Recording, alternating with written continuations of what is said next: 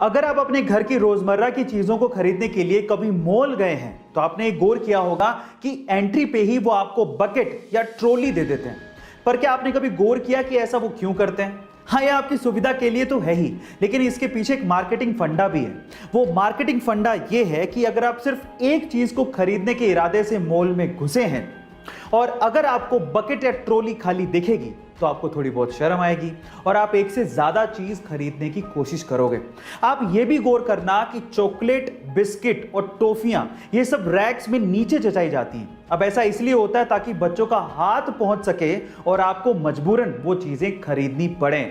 सब मार्केटिंग का खेल है। लेने गए थे एक चीज, लेके आओगे चार चीज। गाइस, अगर आपने हमारे सोलर सिस्टम के प्लैनेट्स को बड़े ध्यान से देखा है तो आपने जुपिटर के ऊपर ये लाल धब्बा जरूर देखा होगा। पर मेरा सवाल ये है कि आखिर ये लाल धब्बा है क्या?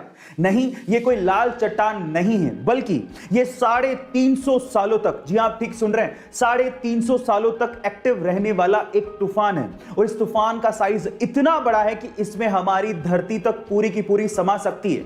गाइस, ये ह्यूमंस की जानकारी के हिसाब से अब तक का सबसे लंबा एक्टिव रहने वाला तूफान है। अर्थ पर 1994 में हैरिकेन जोन्स नामक एक तूफान आया था जो कि मात्र 31 दिनों तक ही एक्टिव था, जबकि ये तूफान 350 सालों से जुपिटर के ऊपर एक्टिव है। हमारी भारतीय संस्कृति को हम तो भूलते जा रहे हैं, लेकिन बाहर के लोग इसे अपना रहे हैं। जैसे कि भारतीय संस्कृति के अनुसार नीचे बैठकर पालथी मारकर भोजन करना एक अच्छी आदत है।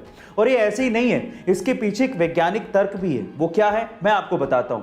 जैसे आप जमीन पे बैठते हैं और पालथी मारते हैं, ये एक तरह का योगासन है। और इस योगासन से आपका मस्तिष्क यानी कि माइंड शांत रहता है। और जब आप भोजन कर रहे हैं और आपका माइंड शांत रहता है तो आपकी पाचन क्रिया भी अच्छी होती है, यानी कि खाना आसानी से पचता है।